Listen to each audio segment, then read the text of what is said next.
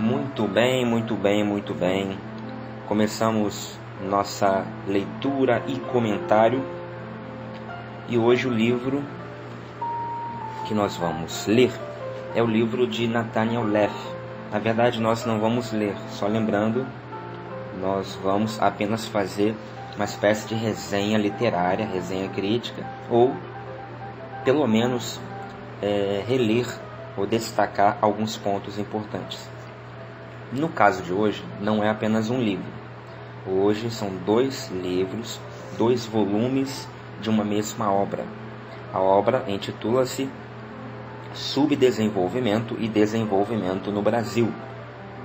O volume primeiro é subintitulado Estrutura e Mudança Econômica, 1822 a 1947. E o volume segundo, Reavaliação dos Obstáculos ao Desenvolvimento Econômico.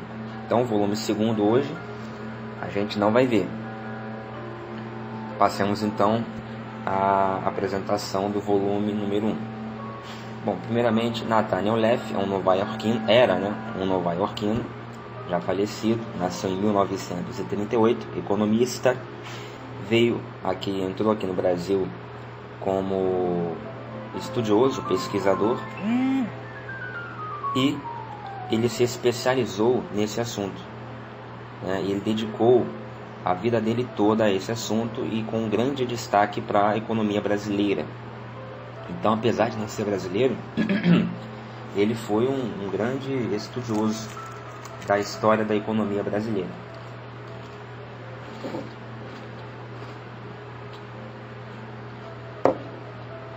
Então,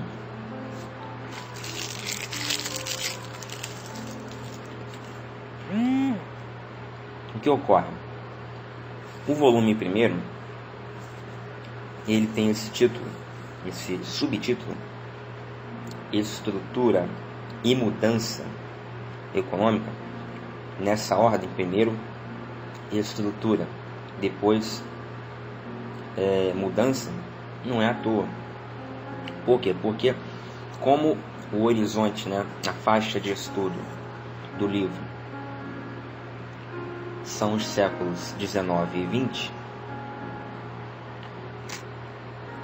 então no século 19 você tem a estruturação da economia brasileira, segundo o autor. E a mudança, ele chama de mudança, será o chaveamento de um país sem crescimento, quase nenhum, parquíssimo crescimento econômico, a esse chaveamento, e entrando já aí no primeiro quartel do século XX, começa a haver um crescimento econômico, uma mudança cada vez maior, que atinge uma grande acentuação ali no ano de 1947, logo no pós-Segunda Guerra Mundial, onde realmente a mudança econômica no Brasil começa a se destacar, começa a crescer, a chamar a atenção. E aí realmente o Brasil começa a crescer bem mais do que antes. Bom, o livro é da editora Expressão e Cultura, é do ano de 1991. A tradução é de Rui Jungmann, brasileiro, Rui Jungmann. Bom, então o que a gente vai fazer? A gente vai ler, vai apresentar o sumário, e depois a gente vai ler só os pontos de destaque que nos chamaram a atenção. Primeiro, a divisão do livro. O livro ele é dividido em 2 partes. Este primeiro volume, a parte número 1 vai tratar do século XIX, a parte número 2 vai tratar da aceleração do desenvolvimento que se deu no primeiro quartel do século XX. Ok? Então, já na página número 8, não, na página número 1, ele faz uma grande, assim, uma rápida, uma breve, mas ao mesmo tempo uma grande no sentido de qualidade, né? Uma profunda, melhor dizendo, análise, esboço, na verdade, né? do cenário, do horizonte, do objeto de estudo, melhor dizendo, do que ele quer abordar. É como se ele estivesse tirando uma fotografia do quadro, do cenário que ele vai começar a estudar, a expor, a debater ao longo de todos os 2 volumes, ok? Então, nas palavras dele, diz assim: o livro focaliza algumas das questões mais importantes das experiências econômicas do Brasil. Uma delas é o motivo porque, ao contrário dos Estados Unidos, Austrália e outras regiões dotadas de terras virgens abundantes e população inicialmente esparsa, o Brasil do século XIX não se desenvolveu como uma economia caracterizada por níveis de salários e renda relativamente altos. E aqui eu faço um parêntese. Olha que importante esta colocação. O Brasil, assim como a Austrália e os Estados Unidos e outras regiões, tinha e ainda tem terras virgens, abundantes e população inicialmente esparsa. Ou seja, no século XIX, Estados Unidos, Brasil e Austrália se assemelhavam bastante. Tinha muito mais coisas em comum do que hoje. Mas, como sabemos, é o que Nathaniel Leff vai colocar, vai confrontar. Como sabemos, os Estados Unidos cresceram muito mais e são o que são hoje. E a Austrália também. Agora, o Brasil não. Continua. À primeira vista, esse contraste pode parecer surpreendente, porquanto o Brasil também possuía alta relação terra-trabalho e se poderia ter esperado que seguisse um modelo semelhante no tocante à produtividade do trabalho, distribuição de renda e desenvolvimento econômico. Ocorrem logo à mente inúmeras explicações possíveis da medíocre experiência econômica do Brasil no século XIX. Mas, conforme veremos, nem todas essas interpretações estão de acordo com os fatos históricos. E aí, só adiantando, quando ele diz isso, no finalzinho, lá na frente do livro, já praticamente no final, ele vai começar a mostrar uma nova proposta para se estudar, se analisar a história econômica do Brasil. Por quê? Porque ele vai fazer uma tênue crítica aos historiadores da economia brasileira. Aqueles caras que fazem as análises históricas de conjuntura, certo? De causa e efeito, causa e consequência na economia nacional. E vai dizer que eles têm um vício muito regular, né? Mas é um vício de sempre colocar toda ou a maior parte da culpa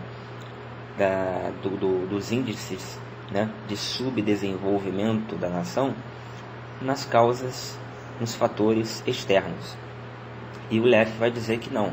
Na verdade, a maior culpa deve recair nos fatores internos, que ele vai começar a mostrar ao longo do livro, certo? Por exemplo, vou dar só aqui um exemplo, para não perdermos muito tempo, já que a gente vai ver isso mais à frente.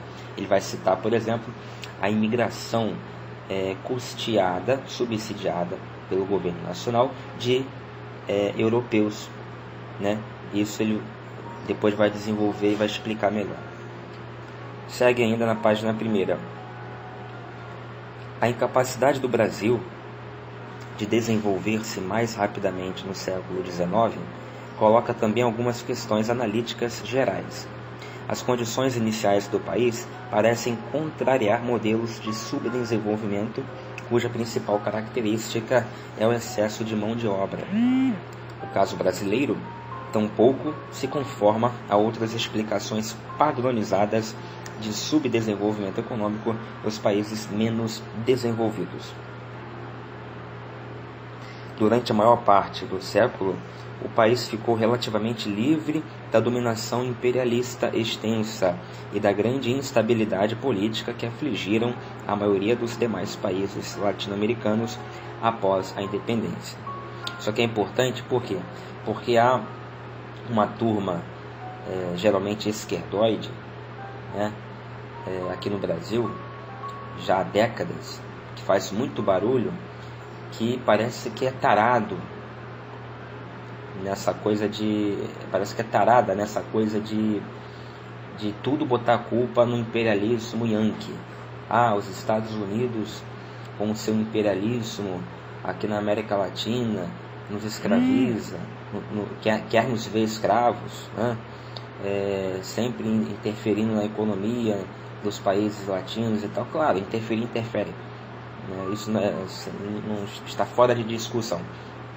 Mas alguns desses idiotas tendem a sempre colocar os Estados Unidos como um grande vilão, tá certo? O grande vilão do Brasil e dos demais países latinos, e como se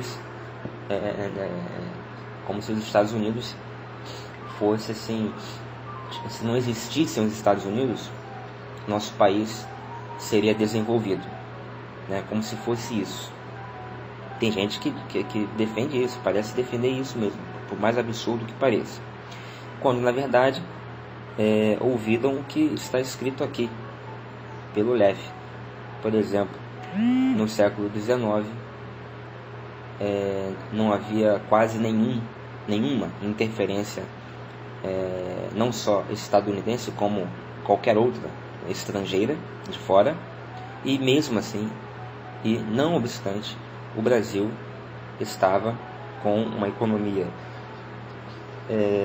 engatinhando, incipiente, com grandes dificuldades e perdendo para outras nações, como a Austrália e o próprio Estados Unidos, certo? Além disso, conforme veremos, a falta de desenvolvimento generalizado no Brasil do século XIX não pode ser atribuída a algumas das deficiências intrínsecas ao crescimento orientado para as exportações, que foram discutidas na literatura teórica sobre comércio internacional e desenvolvimento econômico. Bom, aqui ele já alfineta, ele como uma pessoa que vem de fora para fazer historiografia aqui sobre o assunto, ele já tem uma visão diferente, e ele já diz isso, já alfinetando os historiadores da economia brasileira, quase todos brasileiros, que uma parte deles que afirma peremptoriamente que a economia se desgraçou ou esteve por longo tempo na desgraça no século XIX e parte do XX por conta do vício, segundo eles, do Brasil, do governo brasileiro, de voltar toda a economia para a exportação. É claro que isso teve também prejuízos, gerou também prejuízos e dificuldades. Muitas vezes o governo brasileiro errou na sua política econômica, mas também trouxe coisas boas, né? Também trouxe avanços. E ele vai dizer isso ao longo do livro.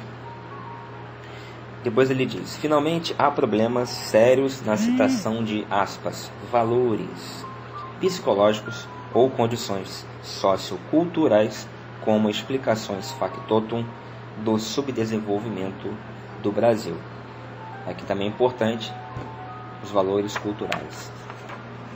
Depois, dando um salto para a página de número 8.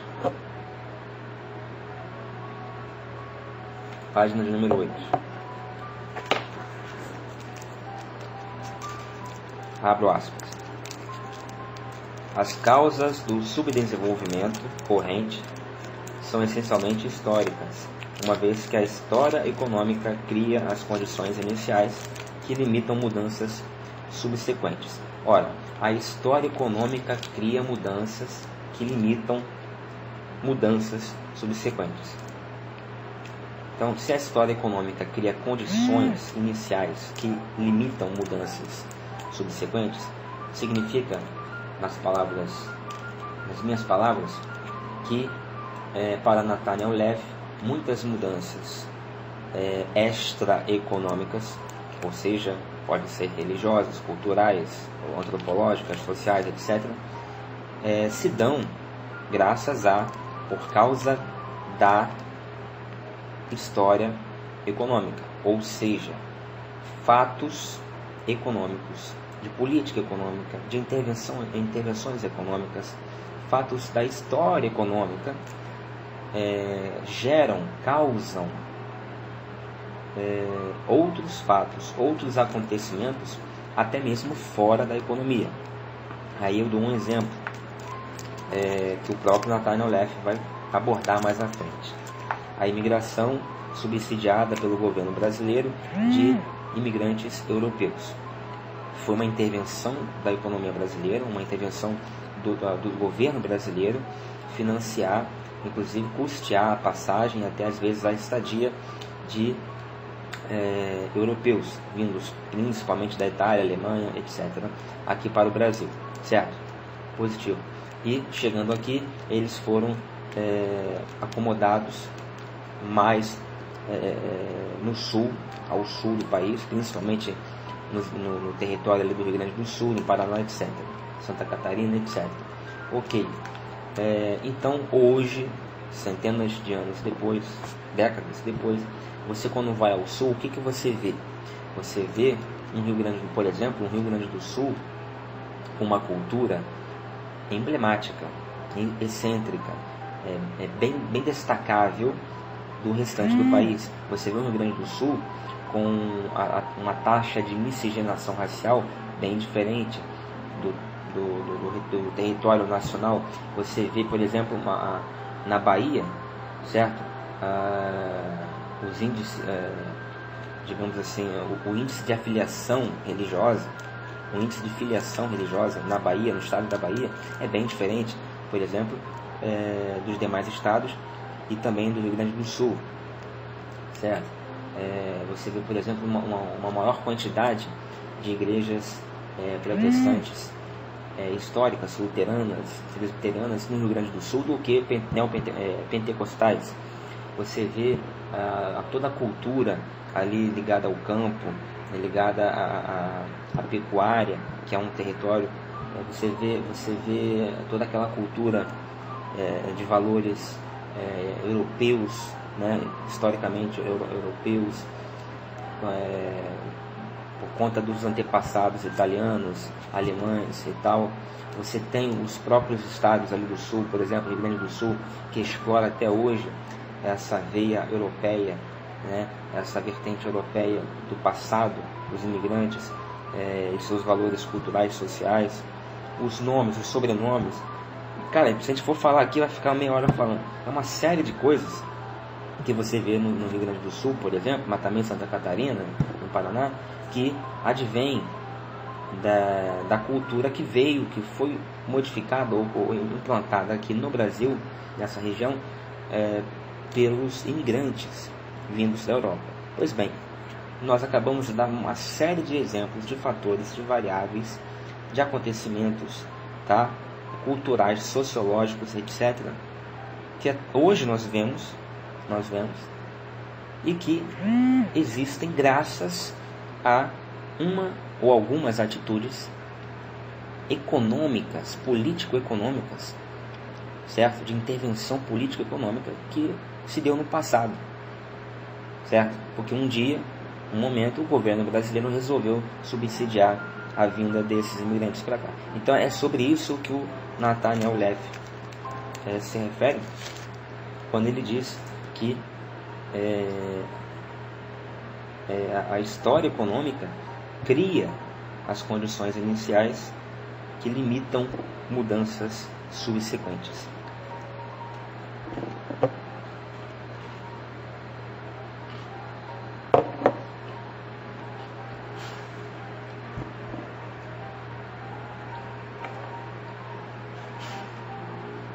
Bom, na página 9, ele diz assim: não há base alguma para considerar essa economia como mais propensa para o fracasso do que a de qualquer outro país. Depois ele diz: a maneira como se percebe o passado frequentemente fornece utilidade ou desutilidade subjetiva a gerações posteriores. Por isso a importância de se reformular, de se revisar a história e também a da economia. Interpretações da experiência pretérita influenciam com frequência o processo decisório corrente nos países em desenvolvimento. Abre aspas de novo. Em alguns casos, a ausência de uma historiografia econômica explícita pode levar ao que Albert Hirschman chamou de amnésia no processo de formulação da política, a incapacidade de beneficiar-se com a experiência passada no trato de problemas crônicos. Ou seja, é o que Albert Hirschman, repitamos, chama de amnésia no processo de formulação da política. Isso aqui no Brasil tem demais. Por fim, as estratégias de desenvolvimento escolhidas e as opções subjetivamente disponíveis em um país dependem muitas vezes de interpretações de seu passado econômico. Conforme notado antes, história econômica e ideologia econômica algumas vezes se relacionam estreitamente. E a maneira como se vê a experiência econômica passada pode ajudar a formar as suposições e clima de opinião que condicionam a estratégia de desenvolvimento geral de um país. Por todas essas razões, é importante que impressões sobre a história econômica de um país sejam analiticamente precisas. De outra maneira, a energia mobilizada para mudar o status quo pode ser desperdiçada em políticas contraproducentes do ponto de vista das próprias metas dos formuladores da política. Na página 10, temos, abre aspas, na ausência de pesquisas sobre a história econômica dos países subdesenvolvidos, porém, esses valores podem ser baseados em ideias a priori ou em empirismo casual. Olha que interessante. Aí na página 11 ele continua. A possibilidade de que na ausência de estudos empíricos, a ignorância se transforme em palpite, o palpite em convicção e finalmente a convicção em conhecimento tem sido reconhecida no que diz respeito às magnitudes econômicas correntes. Isso aqui é sensacional. Ele retratou aqui exatamente o que acontece no Brasil. O camarada é ignorante, não sabe o que está falando, mas ele tem um palpite. E aquele palpite, sendo repetido, vira uma convicção. Uma convicção, não, eu estou certo. Comecei a dar esse palpite aqui, mas eu já estou dando esse palpite há um tempão, já estou convicto de que virou verdade. E, inconscientemente, aquilo já virando verdade, uma vez sendo verdade, passa a ser um objeto, um índice de conhecimento. Passa a ser uma informação verdadeira e propalada como conhecimento, como verdade, né?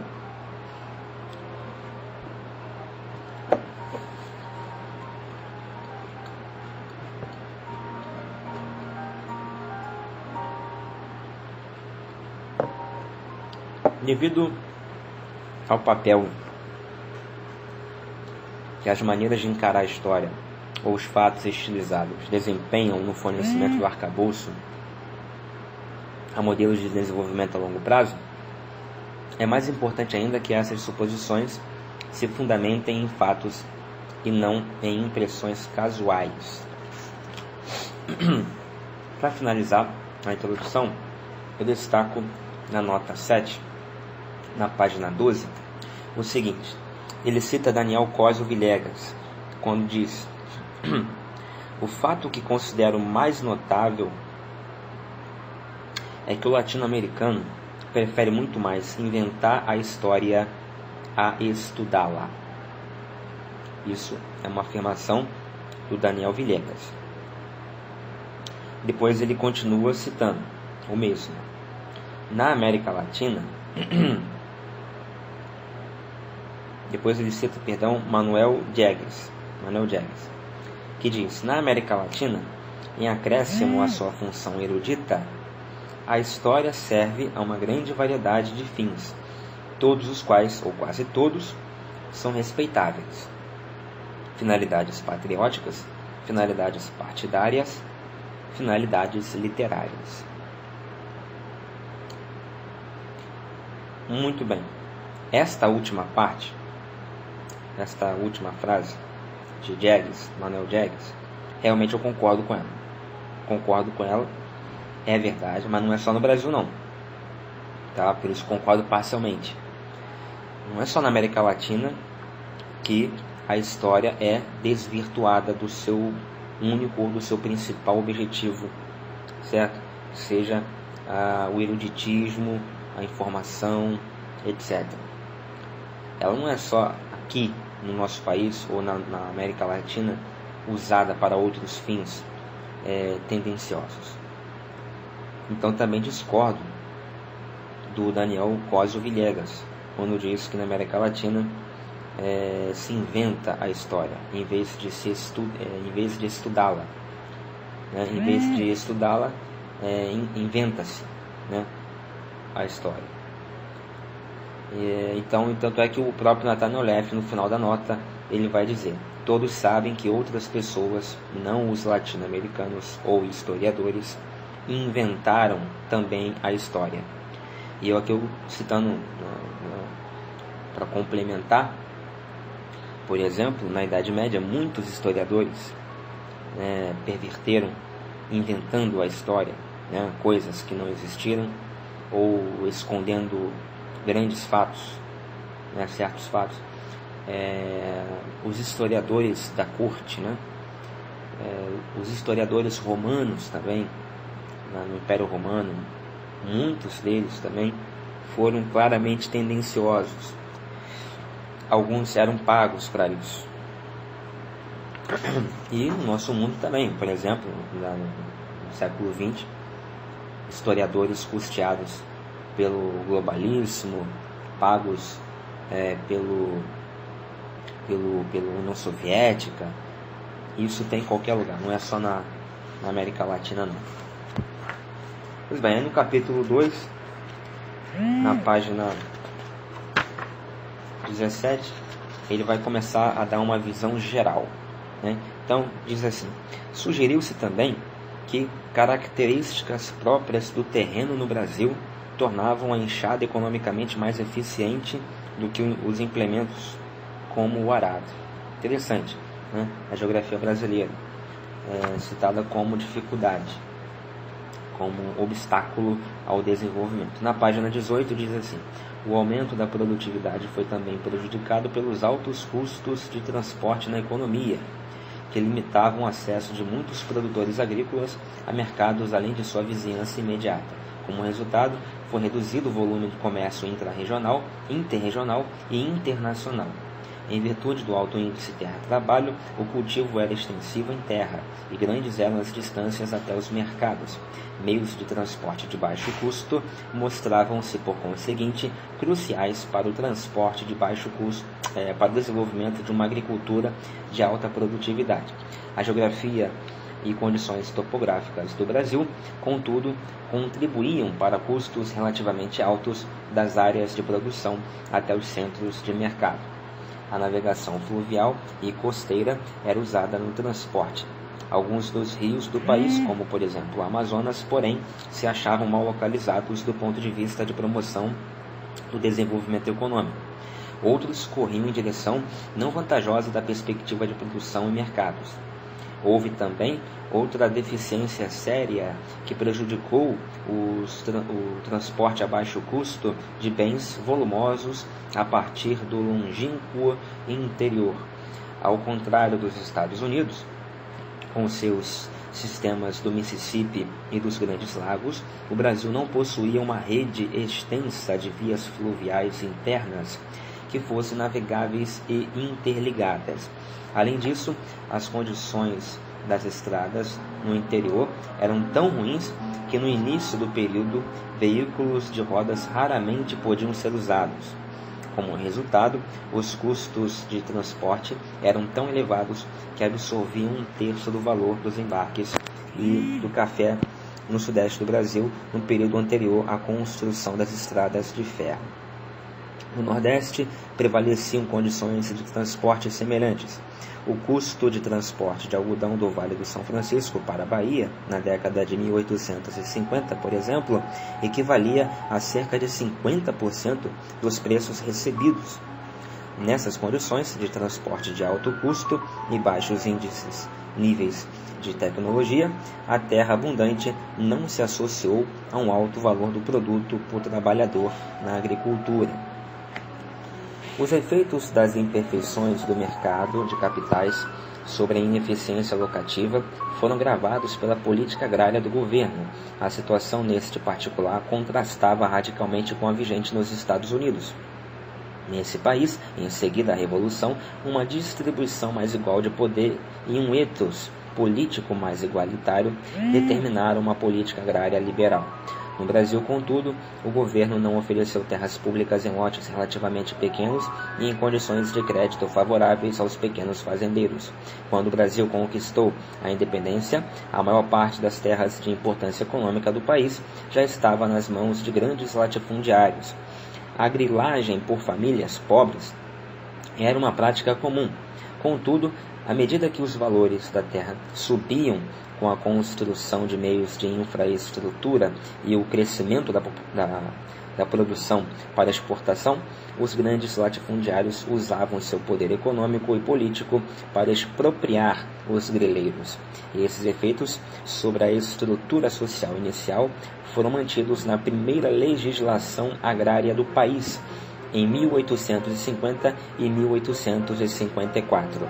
Uma das principais consequências dessa legislação constituiu em facilitar a apropriação da terra por grandes latifundiários.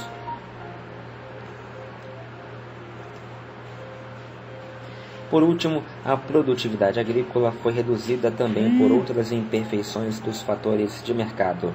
Os grandes latifundiários em cada área eram oligopsonistas nos mercados locais de trabalho e também oligopolistas nos mercados locais de terra.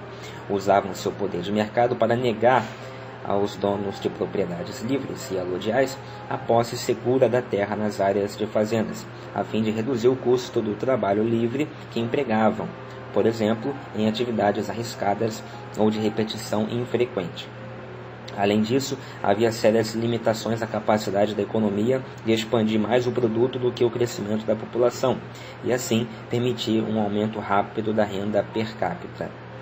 Então você já vê que, olha quantos problemas já estão sendo colocados, todos internos.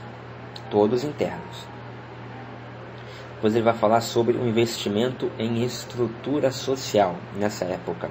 Na página 19 diz assim: esforços para modificar as condições geográficas e reduzir os custos dos transportes mediante construção de infraestrutura se materializaram de forma lenta no Brasil do século XIX.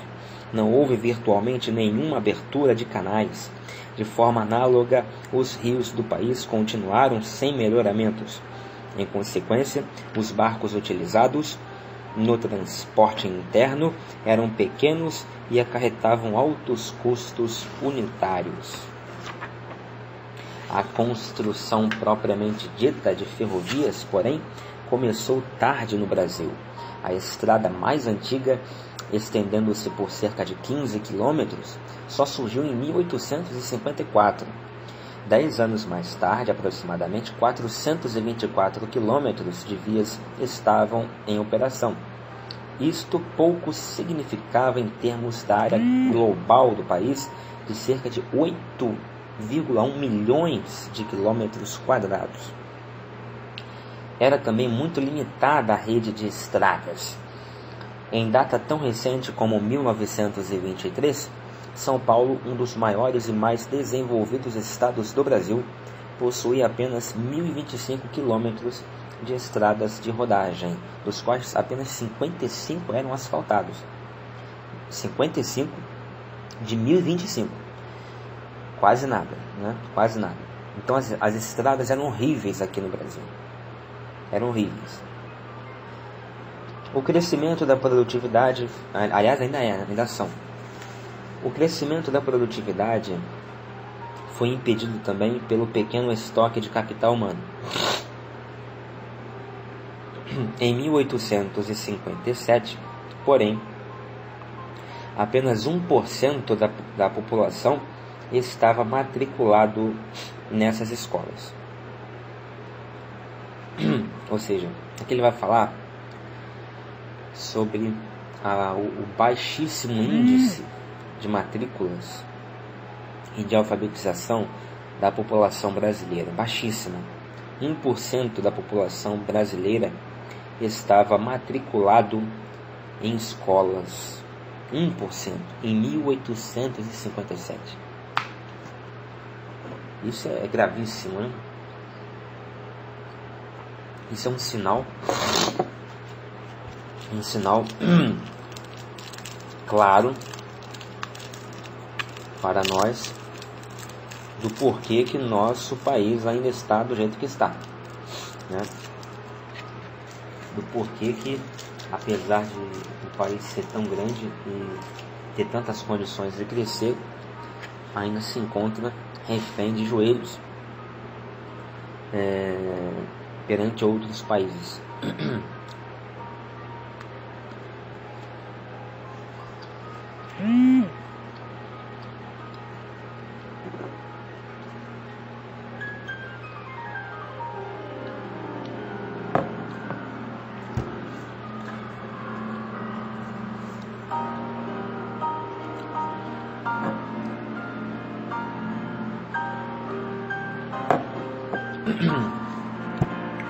Bom,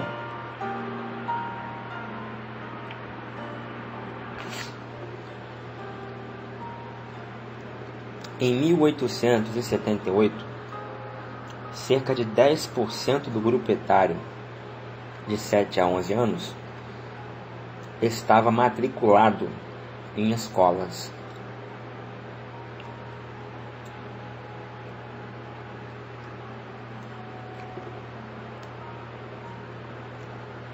Como reflexo da distribuição altamente assimétrica da renda no Brasil, os índices de matrícula em instituições de educação secundária e universitária no país eram muito inferiores aos números relativos à educação primária. Em 1890, cerca de 85% da população do país ainda era analfabeta.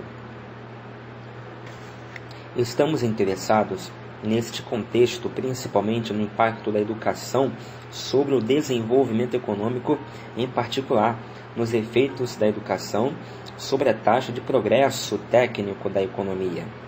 A educação teria sido importante devido a seu papel no desenvolvimento e disseminação de técnicas novas e melhoradas. Esses ganhos em produtividade teriam ajudado nas atividades de exportação do país e no setor doméstico, embora talvez mais no último, onde eram menores as oportunidades de tomar empréstimo de tecnologia. A inovação técnica e sua difusão, contudo, dependiam mais do estoque de capital humano do país do que do fluxo de pessoal recém-alfabetizado. Em consequência, baixos níveis iniciais de investimento em educação provavelmente retardaram o desenvolvimento econômico do país muito tempo depois da elevação das taxas de matrícula. Em 1877, apenas cerca de 21% da população livre, incluindo imigrantes, era alfabetizada.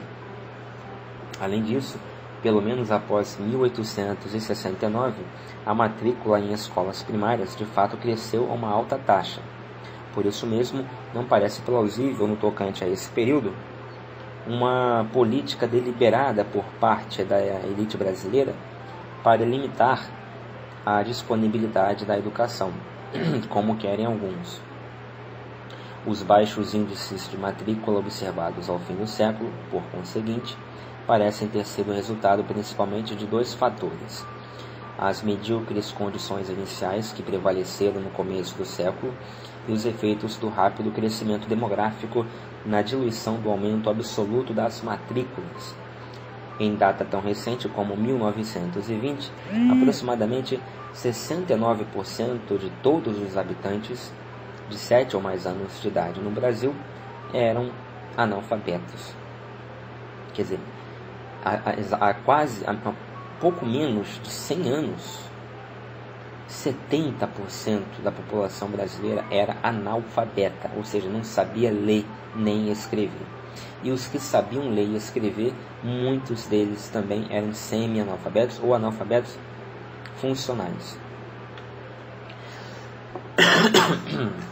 Então, é por isso, é por essas e outras, que você não vê com facilidade nessa época grandes talentos da arte, talentos artísticos, de quaisquer que sejam as áreas de atuação, né?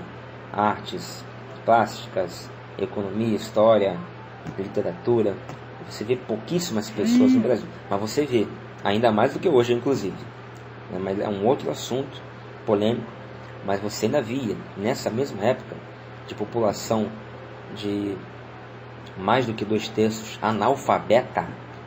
Mesmo assim você tem nesta época, ainda hoje, os maiores nomes, que ainda são hoje os maiores nomes de quase todas as áreas, digamos assim, das artes liberais, né?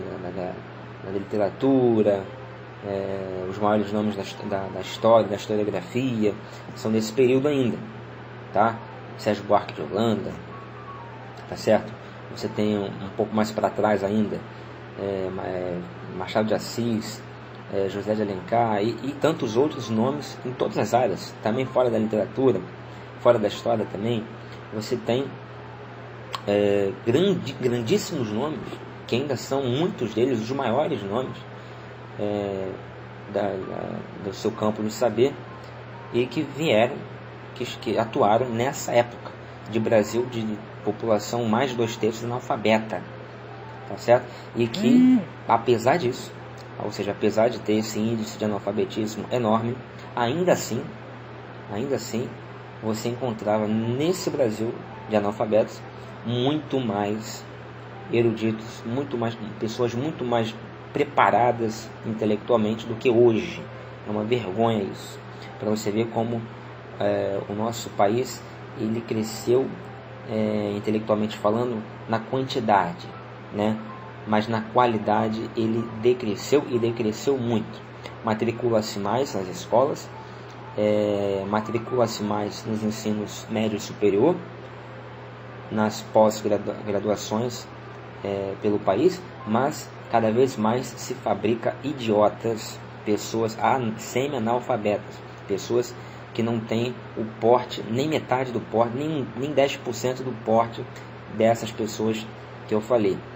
Uma ou outra, claro, sempre aparece, mas proporcionalmente, se você pegar a quantidade de indivíduos, de pessoas do Brasil, de habitantes de antigamente, e verificar o número de intelectuais, de pessoas eruditas, tá? Nessa época, e pegar hoje, você vai ver uma grande diferença. Se você levar em consideração também que há muito mais analfabetos, havia muito mais analfabetos naquela época do que agora, e você também fazer essa média, né, proporcional, você verificará que a densidade é muito melhor, era muito melhor a densidade de intelectuais por pessoas analfabetas e em meio à população, do universo da população naquela época, do que agora, ok? Então, realmente nossa cultura, o meio intelectual brasileiro só cai, desgraçadamente, só cai o nível, tá certo? Aí ele vai citar as palavras de Caio Prado, que para mim resume com um poder de síntese tremendo a situação das pessoas, das famílias recém-libertas, ou mesmo os não escravos que não tinham descendência africana, mas que estavam também em situação difícil, eram pobres, ou seja, praticamente mais de 90%, muito mais de 90% da população brasileira. Ele diz assim: não eram escravos, mas não tinham meios para ser senhores. Ou seja, eram escravos, só que eram escravos numa modalidade de escravidão diferente, não é isso? Mas essa frase é fenomenal. Vamos lá. Na página 23, a estrutura social do Brasil tem sido ocasionalmente conceituada em termos da dicotomia senhor-escravo. Esse enfoque, no entanto, ignora a presença de um grande extrato intermediário de grileiros, meeiros e pequenos fazendeiros de vários graus de independência. No início do século XIX, pelo menos metade e talvez 2/3 da população eram livres. Por volta de 1820, cerca de 70% da população brasileira era constituída de pessoas livres. As atividades de exportação dependiam maciçamente de escravos para a maioria das ocupações, e eles continuaram a ser trazidos da África em grande número até 1850. Mas em data tão recente como 1890, apenas 11% da população brasileira residia em centros urbanos de 10 mil habitantes ou mais. Página 25. A produção assumia principalmente a forma de agricultura em pequena escala, sob a tutela de um grande latifundiário local. Com a força de trabalho escassa em relação à terra, o cultivo era extensivo, uma vez que a população desse setor crescia com relativa rapidez, enquanto a abundância de terras só existia mais para o interior. A fronteira mudou ainda mais para longe dos mercados e centros de consumo. O nível educacional da força de trabalho nesse setor era sobremodo baixo. Esta circunstância provavelmente contribuiu para o crescimento muito reduzido da produtividade no setor agrícola interno. À parte sua relevância como grande aspecto estrutural da economia brasileira, o setor agrícola interno é importante por duas razões no contexto moderno. Em virtude do grande peso do setor na economia global, seu crescimento econômico lento reduziu o ritmo do desenvolvimento econômico agregado. Além disso, a participação do setor na força de trabalho foi suficientemente grande para que, em princípio, pudesse ter fornecido a mão de obra exigida pelo setor avançado em expansão. A capacidade de gastar do governo dependia bastante dos tributos impostos ao comércio exterior do país. Importantíssimo isso. Se a produtividade no setor interno da economia tivesse ocorrido a uma taxa mais alta, o lugar do setor externo no desenvolvimento econômico teria sido muito inferior. Também importantíssimo isso. A inelasticidade de preço da produção agregada. Ele vai falar mais à frente.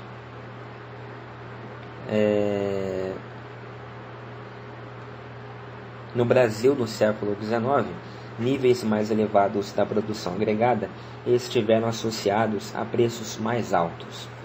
Em acentuado contraste, porém, havia mão de obra disponível em condições tais que o produto pudesse ser expandido com o aumento mínimo dos salários reais. Desta maneira, no curso de sua expansão do século XIX, a economia brasileira contou com uma oferta de trabalhadores bastante elástica relativamente aos reais custos de mão de obra. Nessas condições, não é de surpreender que várias décadas de expansão econômica pudessem ocorrer no Brasil com pouco melhoramento na situação material da massa da população do país. A oferta é lá, aí depois ele vai dizer na página 27, para finalizar o capítulo, vai dizer o seguinte: reagindo à população inicialmente esparsa e aos altos índices terra-trabalho, os latifundiários brasileiros utilizaram a política pública para manter instituições que lhes asseguraram essa oferta elástica de mão de obra. O capítulo 4 termina assim: o capítulo 4 discute esses fenômenos e analisa os efeitos da escravidão negra e da imigração subvencionada da Europa para o Brasil. E assim termina o capítulo 2. Então, só para encerrar, para a gente não... já estamos passando da hora. Na nota 14, ele diz assim: até certo ponto, o fato de uma área ser habitada ou não depende da disponibilidade de meios de transporte de baixo custo. Eu destaquei isso porque é um princípio econômico, é um princípio social. Eu achei interessante destacá-lo, porque é importante conhecer esse princípio para nós avaliarmos melhor as populações, as sociedades, o povoamento, entendeu? Da cidade, né? Entendermos melhor a cidade em que vivemos, né?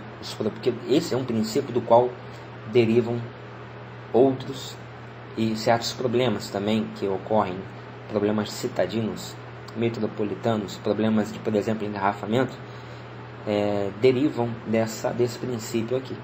Porque, por exemplo, no caso do engarrafamento, há engarrafamentos por conta desse princípio. Repitamos o princípio então. O fato de uma área ser habitada ou não depende da disponibilidade de meios de transporte de baixo custo.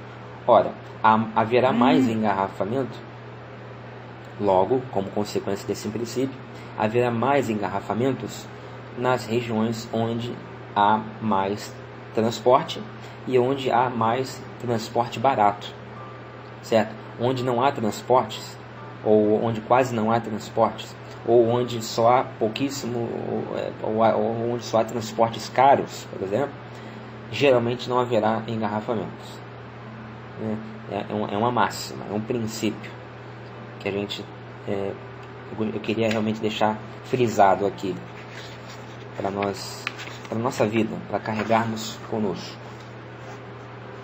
Bom, e assim acho que podemos terminar por aqui, e no próximo áudio a gente vai dar sequência pegando o capítulo 3º. E aí a gente não tem pressa para acabar, a gente não vai ler o livro todo, claro que não, apenas algumas passagens, e comentarmos também algumas dessas passagens, apenas para fixar, lembrando que nós já lemos o livro, e estamos apenas repisando algumas passagens que nos causaram espécie, que nós julgamos ser importantes, ok? Então até o próximo áudio.